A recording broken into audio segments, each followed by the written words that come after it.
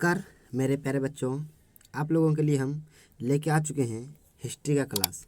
ठीक है, तो आज हिस्ट्री का क्लास पहला क्लास है, जो पहला चैप्टर है। ठीक है, पहला क्लास का पहला चैप्टर आज का सेशन जो होने वाला है बहुत तगड़ा होने वाला है। ठीक है, तो यूरोप में राष्ट्रवाद, यूरोप में जो राष्ट्रवाद है उसके सारे के सारे ऑब्जेक्टिव क्वेश्चन हम लोगों को याद करना है। ठीक है, ताकि इस चैप्टर से जितने भी प्रश्न आएंगे वो एक भी एग्जाम से बाहर नहीं जाएगा। ठीक है, तो इस चैप्टर में जितने सारे क्वेश्चन हैं सब मोस्ट इम्पॉर्टेंट क्वेश्चन है और आपके एग्जाम की दृष्टि से लगभग 2 या 3 ऑब्जेक्टिव क्वेश्चन इस चैप्टर से पूछा जाएगा। ठीक है, तो आपसे उम्मीद है कि यह वीडियो आपको बहुत ही पसंद आएगा, तो चैनल को सब्सक्राइब कर दीजिएगा, लास्ट में बेल आइकन को भी दबा दीजिएगा। ठीक है, और अपने दोस्तों के पास शेयर करके वीडियो को लाइक कर दीजिए। तो अब हम लोग स्टार्ट करते हैं इस चैप्टर का पहला क्वेश्चन जो होता है। सबसे पहला क्वेश्चन क्या है इस चैप्टर का? ठीक है, चैप्टर का पहला क्वेश्चन है कि इटली के, देख लीजिए क्वेश्चन बहुत ही शानदार है, इटली के एकीकरण में किसका संबंध नहीं था? तो बिस्मार्क का जो था संबंध, इटली और एकीकरण में किसका संबंध नहीं था? तो बिस्मार्क का संबंध नहीं था। ठीक है, अगला प्रश्न है कि इटली एवं जर्मनी के एकीकरण के विरुद्ध कौन था? प्रश्न है इटली एवं जर्मनी के एकीकरण के विरुद्ध कौन था? तो ऑस्ट्रिया। कौन था? ऑस्ट्रिया नहीं था, विरुद्ध में था, यानी कि विरुद्ध में कर रहा था ये। ठीक है, चलिए अगली प्रश्न है कि जर्मनी के एकीकरण का प्रमुख वास्तुकार कौन था? जर्मनी के एकीकरण का प्रमुख वास्तुकार कौन था? तो बिस्मार्क था। कौन था? बिस्मार्क था। चलिए अगली प्रश्न है कि फ्रैंकफर्ट की संधि किस वर्ष हुई थी? तो फ्रैंकफर्ट की संधि जो हुआ था 1871 ईस्वी में हुआ था। ठीक है, कब हुआ था? 1871 ईस्वी में हुआ था। देखिए अगली प्रश्न है कि जर्मनी के एकीकरण के लिए कौन उत्तरदायी था? जर्मनी के एकीकरण के लिए कौन उत्तरदायी था? तो बिस्मार्क था। कौन था? बिस्मार्क था। चलिए अगले प्रश्न इस चैप्टर का कि 1830 की क्रांति के बाद फ्रांस में किस प्रकार का शासन स्थापित हुआ? 1830 क्रांति के बाद फ्रांस में किस प्रकार का शासन स्थापित हुआ? तो संवैधानिक राजतंत्र हुआ। कैसा हुआ? संवैधानिक राजतंत्र हुआ। ठीक है, अगले प्रश्न है कि भारत में महिलाओं के लिए, ठीक है, भारत में महिलाओं के लिए कितना प्रतिशत आरक्षण की व्यवस्था किस संस्था में की गई है? आरक्षण की व्यवस्था किस संस्था में की गई है? तो पंचायती राज व्यवस्था में। किसमें? पंचायती राज व्यवस्था में 50% की आरक्षण दिया गया है महिलाओं को। ठीक है, चलिए प्रश्न याद करते जाना है ताकि एग्जाम में एक भी प्रश्न छूटना नहीं चाहिए। देखिए प्रश्न है रक्त एवं लौह की नीति का अवलंबन किसने किया था? रक्त एवं लौह की नीति का अवलंबन किसने किया था? तो बिस्मार्क ने किया था। किसने किया था? बिस्मार्क ने किया था। ठीक है, देखिए अगली प्रश्न है कि कांग्रेस क्या है? वियना कांग्रेस कब हुआ था? यानी वियना कांग्रेस कब हुआ था? तो 1815 ईस्वी में हुआ था। ठीक है, कब हुआ था? 1815 ईस्वी में हुआ था। अगले प्रश्न है कि मार्टिन लूथर किंग कौन थे? मार्टिन लूथर किंग कौन थे? तो समाज सुधारक थे। ठीक है, क्वेश्चन याद रहेगा, मोस्ट इंपॉर्टेंट क्वेश्चन है, वीवीआई क्वेश्चन है ये, लगा लीजिए वीवीआई क्वेश्चन ये एग्जाम में आएगा तो आएगा। ठीक है, 100% गारंटी है मेरा। ठीक है, चलिए क्वेश्चन क्या था? मार्टिन लूथर कौन थे? तो समाज सुधारक थे। अगला क्वेश्चन है कि काउंट काबूर को विक्टर एमुनियल ने किस पद पर नियुक्त किया? काउंट काबूर को विक्टर एमुनियल ने किस पद पर नियुक्त किया? तो प्रधानमंत्री। कौन पद पर? प्रधानमंत्री पद पर नियुक्त किया। ठीक है मेरे प्यारे बच्चों, चलिए अगले प्रश्न है कि गैरीबाल्डी पैसे से क्या था? गैरीबाल्डी पैसे से क्या था? तो नाविक था। क्या था? नाविक था। ठीक है, यंग यूरोप यानी यूरोप की स्थापना किसने की? यंग यूरोप या तो यूरोप की स्थापना किसने की? तो इसका जो आंसर हो जाएगा वो मैजनी ने। क्या यंग यूरोप का स्थापना किसने किया? तो मैजनी ने किया था। ठीक है, किसने किया था? मैजनी ने किया था। ठीक है, अगली प्रश्न देखिए, अगली प्रश्न है कि यूरोप का मरीज किसे कहा जाता है? यूरोप का मरीज किसे कहा जाता है? तो तुर्की को कहा जाता है। किसको कहा जाता है? तुर्की को कहा जाता है। ठीक है, देखिए अगली प्रश्न है कि किस युद्ध के बाद जर्मनी का एकीकरण पूरा हुआ? किस युद्ध के बाद जर्मनी का एकीकरण पूरा हुआ? तो सूडान का युद्ध।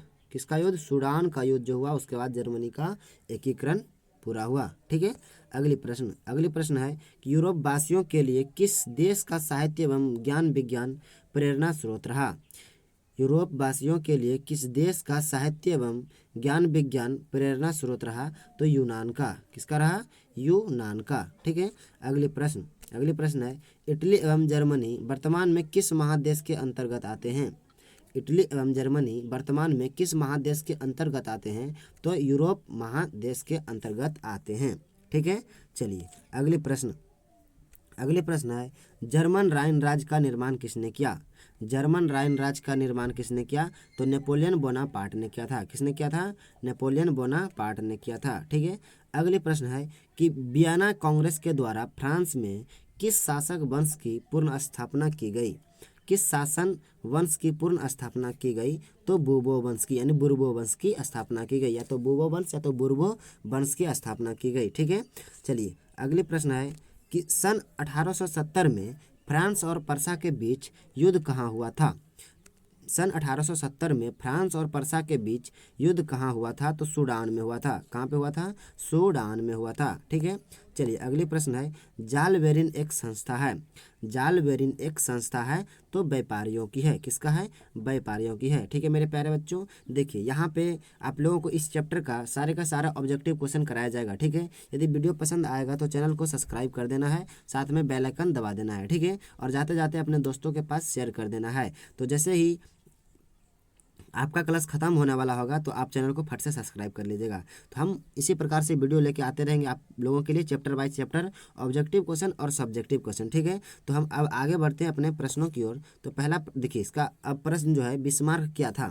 बिस्मार्क क्या था? तो कूटनीतिज्ञ था। क्या था? कूटनीतिज्ञ था। चलिए अगले प्रश्न है कि 1829 ईस्वी की एड्रियानोपुल, क्या है? एड्रियानोपुल की संधि किस देश के साथ हुआ? एड्रियानोपुल की संधि किस देश के साथ हुआ? तो तुर्की के साथ हुआ। किसके साथ हुआ? तुर्की के साथ हुआ। ठीक है। देखिए, मैजनी का संबंध किस संगठन से था? मैजनी का संबंध किस संगठन से था? तो कार्बोनरी से था। किससे था? कार्बोनरी से था। ठीक है। अगली प्रश्न है कि यूरोपीय सभ्यता का पालन किसे कहा जाता है? पालन किसे कहा जाता है? यानी पालन किसे कहा जाता है? तो यूनान को कहा जाता है। ठीक है। किसको कहा जाता है? यूनान को कहा जाता है। अगले प्रश्न है कि एक्ट ऑफ यूनियन किस वर्ष पारित हुआ? एक्ट ऑफ यूनियन किस वर्ष पारित हुआ? तो 1688 ईस्वी को हुआ। कब हुआ था? 1688 ईस्वी को हुआ था। ठीक है। देखिए अगले प्रश्न है कि नेपोलियन संहिता किस वर्ष लागू की गई? नेपोलियन संहिता किस वर्ष लागू की गई? तो 1804 ईस्वी में किया गया था। ठीक है मेरे प्यारे बच्चों, देखिए मेरे प्यारे अच्छे से मेरे मित्र सब, देखिए क्वेश्चन है कि कार्बोनरी की स्थापना किस वर्ष हुई थी?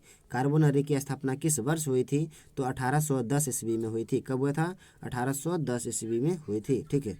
अगली क्वेश्चन, जर्मनी के एकीकरण के लिए बिस्मार्क ने कितने युद्ध किए? जर्मनी के एकीकरण के लिए बिस्मार्क ने कितने युद्ध किए? तो 3 युद्ध किए थे। कितने युद्ध किए थे? 3 युद्ध किए थे। देखिए अगली प्रश्न जो है वो है यूनान के स्वतंत्रता संग्राम के किसकी पराजय हुई? यूनान के स्वतंत्रता संग्राम में किसकी पराजय हुई थी? तुर्की की पराजय हुई थी। किसकी हुई थी? तुर्की की पराजय हो गई थी। ठीक है। देखिए अगले प्रश्न है कि 1789 की फ्रांसीसी क्रांति के समय वहाँ का किस राजवंश का शासन था? वहाँ किस राजवंश का शासन था? तो बुर्बो वंश का शासन था। किस वंश का? बुर्बो वंश का शासन था। ठीक है। देखिए अगला प्रश्न है कि वियना कांग्रेस में कौन राष्ट्रीय सम्मिलित नहीं था? वियना कांग्रेस में कौन राष्ट्र सम्मिलित नहीं था? तो जर्मनी सम्मिलित नहीं था। कौन नहीं था? जर्मनी सम्मिलित नहीं था। ठीक है। अगली प्रश्न क्या है कि वियना कांग्रेस में पवित्र संघ की योजना किसे प्रस्तुत की गई? किसको? पवित्र संघ की योजना किसे प्रस्तुत की गई? तो यह किया गया था रूस को। किसको किया गया था? रूस को किया गया था। ठीक है। देखिए अगली प्रश्न जो है, यंग इटली का संस्थापक कौन था? यंग इटली का संस्थापक जो था वो मैजनी था। कौन था? मैजनी था। ठीक है। अगली प्रश्न है कि नव गुएल्फ आंदोलन कहाँ हुआ था? नव गुएल्फ आंदोलन कहाँ हुआ था? तो इटली में हुआ था। ठीक है। चलिए अगले प्रश्न है कि चार्टिस्ट आंदोलन कहाँ संपन्न हुआ? चार्टिस्ट आंदोलन कहाँ संपन्न हुआ? तो इंग्लैंड में ये संपन्न हुआ था। ठीक है। चलिए अगले प्रश्न है, जालबेरिन की स्थापना किस राज्य ने किया था? ठीक है। की स्थापना किस राज्य ने किया था? तो पर्सा किया था। ठीक है, अगली प्रश्न है, देखिए हंगरी की भाषा क्या थी? हंगरी की भाषा क्या थी? तो म्याग्र था। क्या था? म्याग्र था। ठीक है, समझ में आ रहा है क्वेश्चन? अगली प्रश्न देखिए, अगली प्रश्न है कि मीरा आन किस देश के राष्ट्रवाद की प्रतीक थी? मीरा आन किस देश के राष्ट्रवाद की प्रतीक थी? तो फरसा, फरसा देश की क्या थी? राष्ट्र प्रतीक थी। ठीक है, अगला प्रश्न है कि लाल कुर्ती की टुकड़ी, लाल कुर्ती की टुकड़ी का गठन किसने किया? तो ये गैरीबाल्डी ने किया था। किसने किया था? गैरीबाल्डी ने किया था। चलिए अगली प्रश्न है कि जर्मनी एवं इटली के एकीकरण के समय फ्रांस का शासक कौन था? जर्मनी एवं इटली के एकीकरण के समय फ्रांस का शासक कौन था? नेपोलियन थ्री था। कौन था? नेपोलियन थ्री था। ठीक है, याद रह जाएगा क्वेश्चन। अगली प्रश्न है कि राष्ट्रीयवाद की अवधारणा का जन्म किस घटना से माना जाता है? राष्ट्रीयवाद की अवधारणा का जन्म किस घटना से माना जाता है? तो पूर्ण जागरण के से माना जाता है। किसे? पुनर्जागरण से माना जाता है। ठीक है, अगला प्रश्न है कि प्रसा का शासक कौन था? प्रसा का शासक कौन था? तो विलियम प्रथम था। कौन था? विलियम प्रथम था। ठीक है, अगली प्रश्न क्या है कि मेटरनिक कौन था? मेटरनिक कौन था? तो ऑस्ट्रिया का चांसलर था। कौन था? ऑस्ट्रिया का चांसलर था। ठीक है, अगली प्रश्न है कि सोडाओ के युद्ध में किसकी पराजय हुई? सोडाओ का युद्ध में किसका पराजय हुआ था? तो ऑस्ट्रिया का पराजय हो गया था। ठीक है, अगली प्रश्न रक्त और लौह की नीति किसने अपनाई? रक्त और लौह की नीति किसने अपनाई? या तो क्वेश्चन रहेगा लौह और रक्त की नीति किसने अपनाई? तो बिस्मार्क ने अपनाई। ठीक है, तो ये सारे प्रश्न इस ऑब्जेक्टिव चैप्टर में मिल जाएगा आप लोगों को। जो हमारे क्या था, हिस्ट्री चैप्टर का पहला चैप्टर था। इसमें जितने भी ऑब्जेक्टिव क्वेश्चन थे बहुत ही इंपॉर्टेंट प्रश्न थे। तो यहाँ तक आप लोगों को समझ में आ गया होगा। तो सबसे पहले चैनल को सब्सक्राइब कर लेना है यदि आप चैनल पर नए हो तो। यदि पुराना बच्चे हो तो आपको समझ में आ रहा होगा, वीडियो समझ में आ रहा होगा, पढ़ाई कैसा लग रहा है वो लाइक करके बता दीजिए। ठीक है, और कमेंट सेक्शन में ज़रूर बताइए कि वीडियो कैसा लगा। ठीक है, मिलते हैं अगले वीडियो में चैप्टर नंबर 2 के साथ हिस्ट्री का। तो जय हिंद, जय भारत।